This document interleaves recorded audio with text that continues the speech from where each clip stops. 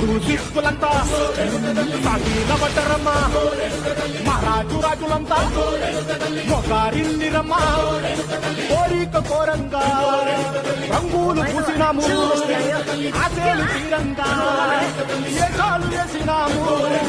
నీకన్నా పెద్ద దిక్కులో కాన ఎక్కడుంది నైవేద్యమెట్టంగా మా కాడ ఏమిటుంది మనలన్నీ అలకించి మరణీయవే తల్లి కన్నా బిడ్డలను కాపాడలే తల్లి